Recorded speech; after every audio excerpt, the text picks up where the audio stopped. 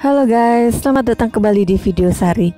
Kali ini Sari akan membahas tentang contoh pembelaan pada terduga pelaku penadahan. Pasti di antara kalian akan bertanya, kenapa kok pelaku kejahatan dibela ya? Nanti akan Sari jawab ya pada penjelasan video. Jadi begini guys, pada suatu pagi yang cerah seperti biasa, Sari lari-lari pagi di kota Surakarta, tepatnya di balai kota Surakarta. Di situ banyak sekali loh patung wayang. Oke, sambil menikmati indahnya keunikan patung wayang, akan Sari jelaskan kronologi peristiwa hukum dan penjelasan hukumnya ya. Simak video ini sampai dengan selesai, dan untuk lokasi video ini di balai kota Surakarta sampai dengan Gladak ya. Jadi pada suatu pagi Sari dihampiri teman Sari bernama Odi. Odi ini adalah adik Gar. Dia berlari menuju Sari untuk meminta pertolongan karena kakaknya yang bernama Gar ditahan dan telah diduga sebagai pelaku penadah. Penadahan yang Sari contohkan ini barangnya bisa apa aja ya, tapi intinya barang tersebut adalah hasil curian. Kemudian barang hasil curian itu dijual kepada penadah. Tapi untuk video kali ini, barang yang Sari contohkan adalah kelapa sawit ya.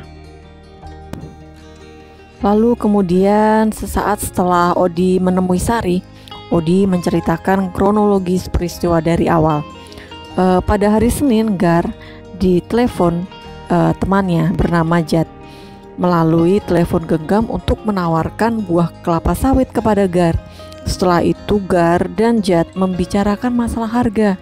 Kemudian Jad menawarkan buah kelapa sawit tersebut dengan harga Rp8.000 per kilogram. Kemudian Gar menawar dengan harga Rp800 per kilogramnya, dan tawaran Rp800 tersebut disetujui oleh Jad. Tentunya Gar pada saat menyetujui harga tersebut meminta Jad untuk membuat perjanjian jual beli tentang kesepakatan harga, juga mengenai legalitas dari barang-barang yang akan dibelinya. Maka setelah harga disepakati, Gar masih menunggu perjanjian jual beli tentang kesepakatan harga yang akan ditandatangani bersama. Akan tetapi perjanjian jual beli tersebut tidak segera dibuat oleh Jad, dan akhirnya pun Gar berpikir jika jual beli buah sawit itu tidak jadi. Kemudian 1 minggu setelah hubungan telepon tersebut, Jad menyuruh sopirnya untuk datang ke rumah Gar dengan tujuan untuk meminjam mobil pick up. Katanya untuk mengangkut barang, akan tetapi Gar tidak mengetahui barang apa yang akan diangkut karena Gar dan Jad adalah sahabat dekat. Kemudian Gar meminjamkan mobil pick up miliknya kepada sopir Jad seperti itu. Lalu beberapa saat kemudian setelah mobil pick up diambil, tak lama kemudian sopir Jad datang ke rumah Gar dengan membawa buah kelapa sawit. Karena bingung, Jad kenapa tiba-tiba ada buah kelapa sawit dikirimkan di rumahnya, karena Gar merasa belum terjadi kesepakatan karena perjanjian jual beli belum ditandatangani, dan Gar juga tidak mengetahui dari mana buah sawit tersebut berasal. Kemudian Gar menelepon Jad untuk mengetahui kenapa ada buah sawit yang dikirimkan di depan rumahnya. Akan tetapi Jad mematikan telepon dan sangat susah sekali untuk dihubungi, sehingga Gar semakin bingung mengenai peristiwa yang dialaminya pada saat itu. Lalu 1 jam setelah buah sawit dikirimkan di rumah Gar, ternyata ada penggerebekan yang dilakukan oleh Satuan Pengamanan Perusahaan PT Batang Bunga dan satuan aparat yang berwenang. Kemudian Gar dituduh sebagai penadah dari barang curian berupa buah sawit. Nah begitu ya guys, kurang lebihnya cerita yang dialami Gar sampai akhirnya dia menjadi terduga karena telah melakukan tindakan penadahan buah kelapa sawit.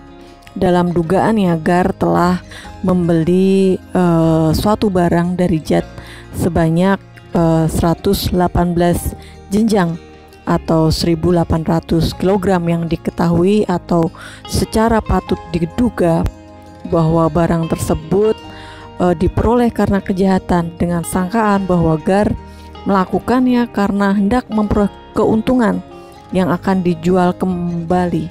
Kemudian atas kronologi peristiwa tersebut, Gar telah ditahan dan diancam pidana pasal 48 ayat 1 KUH pidana, ancaman sanksinya seperti itu guys.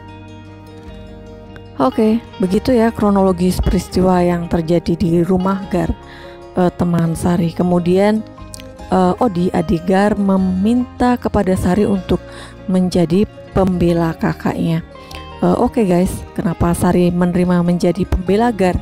Dalam hal ini bahwa Gar terduga sebagai penadah ya.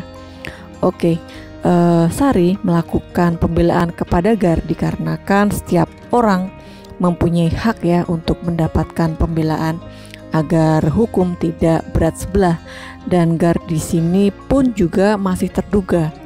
Benar atau salah itu bukan kapasitas Sari sebagai kuasa hukumnya untuk membenarkan atau menyalahkan dia, karena Sari hanya menyampaikan fakta-fakta yang disesuaikan dengan alat bukti yang ada, tentunya berdasarkan aturan hukum ya. Jadi sekali lagi Sari tidak mempunyai kapasitas untuk menghakimi apakah orang itu benar atau salah gitu ya. Oke, sekarang Sari lanjutkan ke penjelasan hukum ya. Kita akan langsung masuk ke pasal yang dituduhkan kepada Gar ya, yaitu di pasal 480 ayat 1 KUHP, Kitab Undang Hukum Pidana. Di dalamnya mengandung unsur sebagai berikut ya, yaitu unsur pertama itu adalah barang siapa. Kemudian unsur kedua yaitu membeli, menyewa, menukar, menerima sebagai gadai, menerima sebagai hadiah atau karena hendak mendapat untung, menjual, menukarkan, menggadaikan, membawa, menyimpan atau menyembunyikan sesuatu barang yang diketahuinya atau yang patut disangkanya diperoleh karena kejahatan. Sekarang Sari akan menjelaskan unsur-unsur pidana ya yang ditujukan kepada Gar, yaitu yang pertama adalah unsur barang siapa.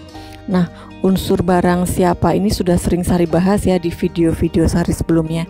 Lihat aja di playlist pidana dan pidana khusus, kalian akan mendapatkan penjelasan mengenai unsur barang siapa. Kalau untuk bahasa gampangnya sih, jika disesuaikan dengan kasus ini, unsur barang siapa ditujukan kepada Gar karena Gar adalah subjek hukum yang sehat jasmani dan rohani. Kemudian dia juga mempunyai hak dan kewajiban, sehingga Gar bertanggung jawab atas hal-hal yang telah diperbuatnya. Jadi dalam hal ini bahwa benar ya, sesuai dengan fakta bahwa Gar adalah orang yang dimaksud, sehingga dengan demikian maka unsur pertama ini telah terpenuhi ya guys. Kemudian unsur kedua, nah unsur ini yang akan Sari bela ya guys, karena Gar telah dituduh sebagai penadah buah kelapa sawit.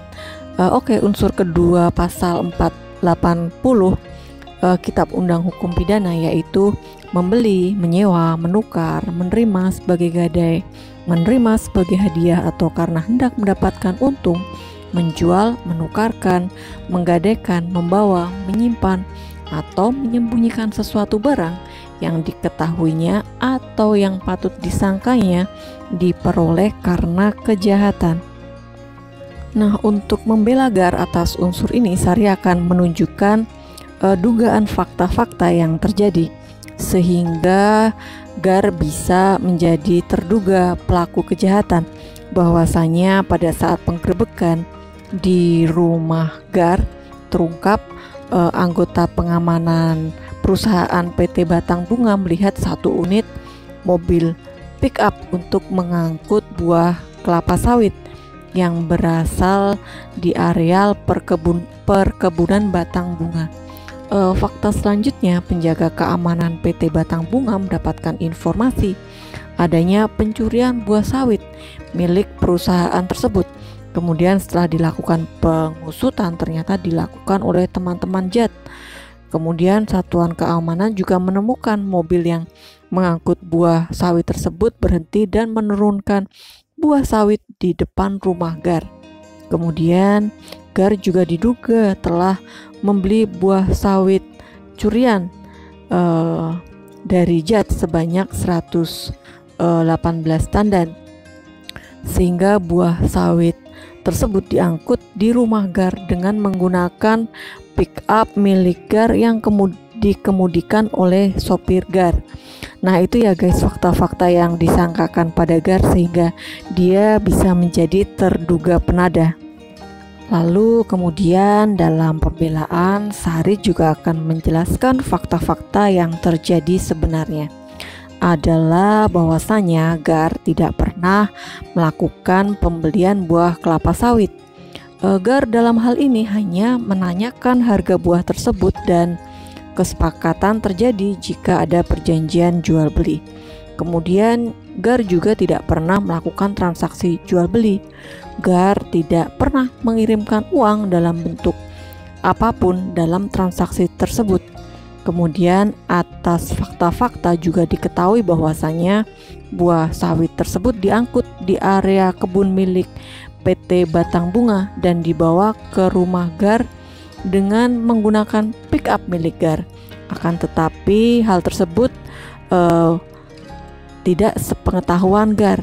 Gar sama sekali tidak mengetahui mobil pick up tersebut digunakan untuk mengangkut apa, dan saksi-saksi pun juga tidak ada yang mengetahui apakah buah sawit tersebut benar telah dibeli oleh Gar. Kemudian atas uraian tersebut, unsur-unsur sebagaimana yang telah dituduhkan itu tidak terpenuhi ya, sehingga Gar tidak terbukti secara sah dan meyakinkan melakukan tindak pidana yang telah diarahkan kepadanya. Dan oleh karena itu, Sari memohonkan agar Gar dibebaskan dari segala tuduhan. Dikarenakan saksi-saksi tidak bisa menerangkan secara jelas proses jual beli, tidak ada yang bisa menyaksikan bahwasanya Gar telah membeli barang dari Jad, dan dasar hukum yang mendasari agar Gar dibebaskan dari segala dugaan kejahatan adalah pada pasal 183 Kitab Undang-Undang Hukum Acara Pidana, bahwa untuk membuktikan kesalahan harus dipenuhi sekurang-kurangnya 2 alat bukti yang sah, di mana kedua alat bukti tersebut harus saling bersesuaian, saling menguatkan dan tidak bertentangan satu dengan yang lain, sehingga menimbulkan keyakinan bahwa tindak pidana telah terjadi sebagaimana yang telah dituduhkan.